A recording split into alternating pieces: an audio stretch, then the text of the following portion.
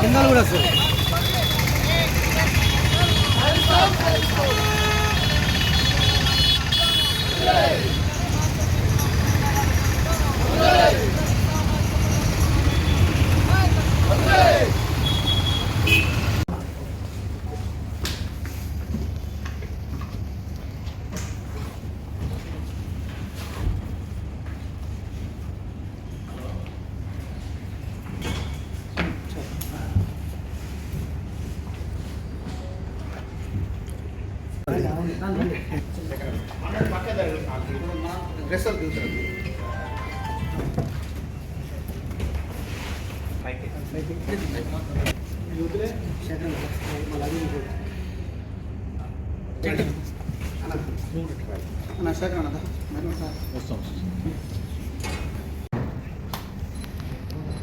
Sir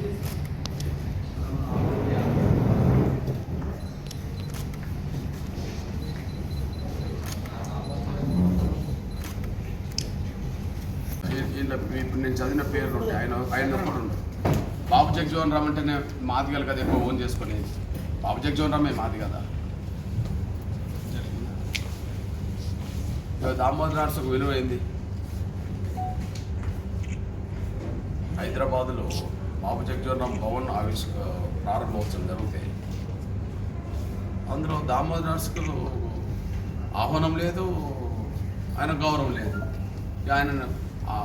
ఆయన ఎట్లా గౌరవించినట్టు అవుతుంది? ఇది సాక్ష్యం కదా, ఇది అఫీషియల్దే కదా ఇది.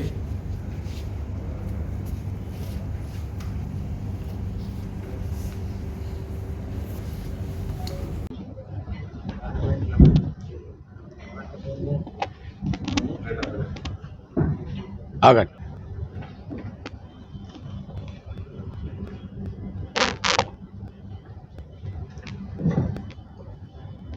ప్రస్తుతం జరగబోతున్న పార్లమెంట్ ఎన్నికల సందర్భంగా కాంగ్రెస్ పార్టీ కేటాయించిన ఎస్సీ రిజర్వేషన్ స్థానాల్లో మాదిగలకు ఒక్కటి కూడా కేటాయించకపోవడం ముమ్మాటికి కాంగ్రెస్ పార్టీ మాదిగలకు ద్రోహం చేసినట్టుగానే మేము భావిస్తున్నాం, మా జాతి భావిస్తున్నది. మేమే కాదు, మా జాతే కాదు, కాంగ్రెస్ పార్టీలో ఉండబడే మాదిగ పెద్దలు కూడా అదే భావిస్తున్నారు. అందుకు నిన్న మా కులంలో పెద్దలుగా ఉన్న, సీనియర్ నాయకుడుగా ఉన్న, ప్రస్తుతం కాంగ్రెస్ పార్టీలో ఉన్న మాజీ మంత్రి వర్యులు మోత్పల్లి నరసింహులు గారు మాట్లాడిన మాటలే అందుకు సాక్ష్యం. ఒక మాదిగలే కాదు, తెలంగాణలో ఉండబడే అన్ని సామాజిక వర్గాల్లో మాదిగలకు టికెట్ ఒక్కటి కూడా ఇవ్వకపోవడం కాంగ్రెస్ పార్టీ పూర్తిగా మాదిగల్ని విస్మరించినట్టయింది. ఇది కాంగ్రెస్ పార్టీకి ఖచ్చితంగా దెబ్బ తగులుతుందని చెప్పి అన్ని వర్గాలకు సంబంధించిన ప్రజల్లో కూడా ఈ అభిప్రాయం ఉంది, చర్చించుకుంటున్నారు. పరిష్కారం ఏంటి అన్నప్పుడు ఖచ్చితంగా 3 పార్లమెంటు ఎస్సీ రిజర్వేషన్ స్థానాల్లో 2 మాదిగలకు కేటాయించాల్సిందే. అదే సమయంలో కంటోన్మెంట్ ఉప ఎన్నిక సందర్భంగా ఆ స్థానంలో కూడా మాదిగలకు కేటాయించాల్సిందే. కాంగ్రెస్ పార్టీ 3 పార్లమెంటు నియోజకవర్గాల్లో ఒక్కటి కూడా మాదిగలకి ఇప్పటికి ఇవ్వలేదు.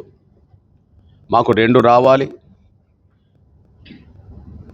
వెంటనే ఇంతకుముందు ప్రకటించిన అభ్యర్థులను వాళ్ళ పేర్లను వెనుకకు తీసుకొని ఆ స్థానాల్లో మాదిగలకు కేటాయించకపోతే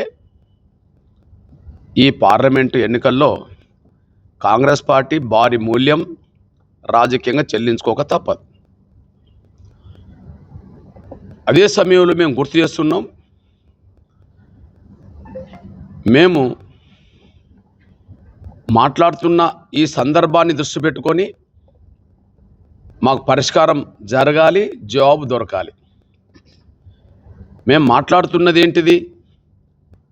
ప్రస్తుతం జరుగుతున్న పార్లమెంట్ సందర్భంగా అసలు మాదిగలని కాంగ్రెస్ పార్టీ పరిగణలోకి తీసుకోలేదని, అసలు మాదిగలు తెలంగాణలో లేరన్నట్టుగానే కాంగ్రెస్ పార్టీ భావించిందని మేము స్పష్టం చేస్తున్నాం. తెలంగాణ రాష్ట్రంలో 70% షెడ్యూల్ కులాల జనాభాలో మాదిగలు ఉంటే, ప్రస్తుతం ఎస్సీ 3 రిజర్వేషన్ పార్లమెంట్ స్థానాల్లో పెద్దపల్లి, వరంగల్, నాగర్ కర్నూల్లో 3 2 రావాలి, 1 కూడా మాకు రాలేదు. ఇదే సమయంలో కంటోన్మెంట్ ఉప ఎన్నిక కూడా జరుగుతుంది, అది ఎస్సీ రిజర్వేషన్. అక్కడ కూడా ప్రకటించిన అభ్యర్థి కూడా మాదిగగాడు మాలైపోయింది. అంటే మొత్తం 4 స్థానాలు ఎస్సీ రిజర్వేషన్ ఉంటే ప్రస్తుతం 3 మాలకిచ్చి ఊరికి 1 ఓటు కూడా లేని బైన్లకు కూడా 1 ఇవ్వడం జరిగింది. కానీ ప్రతి ఊర్లో వందల సంఖ్యలో, వేల సంఖ్యలో ఉన్న మాదిగలకు కాంగ్రెస్ పార్టీ మొండి చేయి చూపెట్టినట్టయింది. దీన్ని మాదిగలు గమనిస్తున్నారు. మాదిగల్లో ఆవేదన ఆగ్రహంగా మారే పరిస్థితి కనిపిస్తున్నది. అదే సమయంలో సరిదిద్దుకోవాల్సింది కాంగ్రెస్ పార్టీ, మాదిగలకు న్యాయం చేయాల్సింది కాంగ్రెస్ పార్టీ. సరిదిద్దుకోకుండా, మాదిగలకు న్యాయం చేయకుండా మాదిగ పల్లెలకు ఏ ముఖం పెట్టుకొని కాంగ్రెస్ నాయకులు వస్తారు ఓట్లు అడగడానికి? అసలు మేము లేమన్నట్టుగానే కదా కాంగ్రెస్ పార్టీ దృష్టిలో. ఇప్పుడు మాదిగలు లేరన్నట్టుగానే కదా. 4లో 1 మాకు రాలేదు, 4లో 3 రావాలి, 4లో 1 కూడా మాకు కాంగ్రెస్ పార్టీ ఇవ్వకపోతే మాదిగలు లేరన్నట్టుగా భావించుకుంటుంది కదా. మరి తెలంగాణలో మాదిగలు లేరని భావించుకొని మాకు 1 కూడా ఇవ్వనప్పుడు మాదిగ పల్లెలకు ఓట్లు అడిగే హక్కు, మాదిగ పల్లెలకు వచ్చి ఓట్లు అడిగే హక్కు కాంగ్రెస్ పార్టీకి లేదని గుర్తు చేస్తున్నాం. దాంతోపాటు ఈరోజు 4 స్థానాల్లో మాకు న్యాయం జరగకపోవడానికి, 1 మాకు రాకపోవడానికి మొదటి కారణం రేవంత్ రెడ్డి గారే. మల్లికార్జున్ ఖర్గే మాల కావడం వల్ల మా తరపున మాట్లాడాల్సిన రేవంత్ రెడ్డి గారు, ఎందుకంటే తను జెడ్పీటీసీగా గెలవడానికి, ఎమ్మెల్సీగా గెలవడానికి, ఎమ్మెల్యే గెలవడానికి, ఎంపీగా గెలవడానికి, ఇవాళ ఈ స్థాయి రావడానికి కారణం తన సొంత కులస్తులైన రెడ్డి సామాజిక వర్గం కంటే మాదిగల మద్దతుతోనే ఈ స్థాయిలో ఎదిగానని చెప్పి తను పదే బహిరంగ సభలో మాట్లాడిన మాటలు గింగిర్లు తిరుగుతున్నాయి మాకు. మరి ఆయన ఎదుగుదలకు ఈ స్థాయిలో కారణమవుతే, మరి తన సొంత కులస్తులకు మాత్రం ఇప్పటికే 6 స్థానాల్లో రెడ్లకు ఇప్పించుకున్నాడు. కానీ మాకు రావాల్సిన ఎస్సీ రిజర్వేషన్ స్థానాల్లో మాదిగలకు 1 ఇవ్వకపోవడం, 1 ఇప్పియకపోవడం, మా తరఫున మాట్లాడకపోవడం, అభ్యర్థుల ప్రకటన కంటే ముందు అభ్యర్థుల మీద కసరత్తు జరుగుతున్నప్పుడు అసలు మాదిగలను పరిగణలోకి తీసుకున్నట్టుగా రేవంత్ రెడ్డి గారు మాట్లాడకపోవడం చూస్తే మాకు నమ్మక ద్రోహం చేసింది, మాదిగలకు అవకాశం దక్కకుండా చేసింది స్పష్టంగా రేవంత్ రెడ్డి గారు అనే విషయం కూడా మేము స్పష్టం చేస్తున్నాం. కాబట్టి రేవంత్ రెడ్డి గారే ప్రథమ దోషిగా నిలబడతాడు. మాదిగల దృష్టిలో నమ్మక ద్రోహిగా మారిండనే విషయం కూడా స్పష్టంగా అర్థమవుతుంది. ఈ నేపథ్యంలో రాబోయే రోజుల్లో తేల్చుకోవడానికే మేము సిద్ధపడతాం. ఇకపోతే మా మీద పరిష్కారం చేయకుండా, జవాబు చెప్పకుండా, పరిష్కారం అయితే ప్రకటించిన అభ్యర్థుల్లో ఇప్పటికైనా మాదిగలకు మళ్ళీ న్యాయం జరిగే విధంగా ముందుకు రావాల్సిందే. ఖచ్చితంగా మాలల సంఖ్యకు 1కి పరిమితం చేసి మిగిలిన స్థానాలు మాదిగలకు ఇవ్వాల్సిందే. అది పరిష్కారం చూపకుండా, సరైన జవాబు చెప్పకుండా, మా కంట్లో మా ఏళ్ళతోటే పొడిపించే విధంగా కాంగ్రెస్ పార్టీలో ఉండబడే కొంతమంది మాదిగల పక్షాన గట్టిగా నోరు తెరవని వాళ్ళతోటి మా మీద అవాకులు చెవాకులు మాట్లాడే విధంగా ప్రయత్నం చేస్తుంది. దానివల్ల కాంగ్రెస్ పార్టీకి ఒరిగేదేం లేదు. పరిష్కారం జరగాలి, జవాబన్న రావాలి. కానీ మా మీద ప్రశ్నించిన మా మీద నిందలు మోపే విధంగా లేదా అవమానించే విధంగా మా వాళ్ళతోటి స్టేట్మెంట్లు ఇప్పిస్తే కాంగ్రెస్ పార్టీకి మేలు జరగకపోను, మరింత కీడే కాంగ్రెస్ పార్టీ కొని తెచ్చుకున్నట్టు అవుతుందనేసి కూడా స్పష్టం చేస్తూ, ఇక నిన్న ప్రథమంగా మా సోదరుడైన సంపత్ కుమార్ గారితో మాట్లాడించిండ్రు రేవంత్ రెడ్డి గారు పిలిచి. ఆయన 100% మాదిగా. నిన్ననేమో మా సగం సోదరుడైన జగ్గారెడ్డి గారితో మాట్లాడడం జరిగింది. బీజేపీ కాంపౌండ్లో ఉండి కృష్ణమాది గారు కాంగ్రెస్ పార్టీకి ఓటేద్దని మాట్లాడడం జరుగుతుందని చెప్పి నన్ను బీజేపీ కాంపౌండ్లోకి నెట్టేశారు. కానీ ఒకనాడు జగ్గారెడ్డి బీజేపీ అనే విషయం, జగ్గారెడ్డి గారు బీజేపీ అభ్యర్థిగా మెదక్ పార్లమెంటుకు పోటీ చేసిన విషయం జగ్గారెడ్డి గారు మర్చిపోవద్దని కూడా గుర్తు చేస్తున్నా. అయితే అదే సమయంలో నమ్మక ద్రోహం ఏ విధంగా చేస్తారంటే, మీరా కుమార్ గారు స్పీకర్ అని చెప్తున్నాడు, కానీ రాష్ట్రపతిగా ప్రకటించే సమయానికి అధికారంలో ఉన్నప్పుడు మీరా కుమార్ గారికి రాష్ట్రపతి అభ్యర్థిగా కాంగ్రెస్ ప్రకటించలేదు. కానీ అప్పుడు ప్రతిభా పాటిల్ అనే ఒక అగ్రకుల బ్రాహ్మణ మహిళకు, అంతకుముందు ప్రణబ్ ముఖర్జీ అని ఒక బ్రాహ్మణ పెద్దకే కాంగ్రెస్లో పెద్ద పెట్టేశారు. కానీ కాంగ్రెస్ పార్టీకి మెజార్టీ లేనప్పుడు మాత్రం, మళ్ళీ ఓడిపోతుందని తెలిసినప్పుడు మాత్రం ఆమెను రాష్ట్రపతి అభ్యర్థిగా కాంగ్రెస్ ప్రకటించడం జరిగింది. దీన్ని బట్టి అదే మీరా కుమారి గారి మీద ఎంత ప్రేమ ఉన్నదో, అది కపట ప్రేమో అది సాక్ష్యంగా రుజువుతుంది. ఇకపోతే రాజనరసింహ గారి గురించి కూడా మా జగ్గారెడ్డి గారు మాట్లాడాడు. ఇప్పుడు రాజనరసింహ గారు ఇవాళ రేవంత్ రెడ్డి గారు గవర్నమెంట్లో మంత్రే. కేసీఆర్ మంత్రివర్గంలో మాదిగలకు మంత్రి లేడు. రేవంత్ రెడ్డి గవర్నమెంట్లో దామోదర నరసింహను మంత్రి చేశారు. కానీ ఆ మంత్రికి విలువే లేదు, ఆ మంత్రికి గుర్తింపే లేదు. రాజనరసింహ గారికి రేవంత్ రెడ్డి గవర్నమెంట్లో గౌరవమే లేదు. అందుకు ఒక లేటెస్ట్ సాక్ష్యం చెప్తున్నాను నేను. మార్చి 7వ తారీఖు నాడు హైదరాబాదులో బాబు జగ్జీవన్ రామ్ భవనం ప్రారంభోత్సవం జరిగింది. బాబు జగ్జీవన్ రామ్ గారి భవనం ప్రారంభోత్సవం జరిగింది. బాబు జగ్జీవన్ రామ్ గారు అంటేనే 100కు 1000% మాదిగలు తమ సామాజిక వర్గం అని చెప్పి భావించుకుంటారు. ఆయన దేశానికి చేసిన సేవల్ని గుర్తుంచుకునే కాడ, ఇప్పుడు ఆయన విగ్రహాలు ఏర్పాటు చేసే కాడ, ఆయనను స్మరించుకునే కాడ మాదిగలే ముందు వరుసలు ఉంటారు. అంటే బాబు జగ్జీవన్ రామే మాదిగ కాబట్టి మాదిగలు ఆయన సేవల్ని ప్రథమంగా గుర్తించుకుంటున్నారు.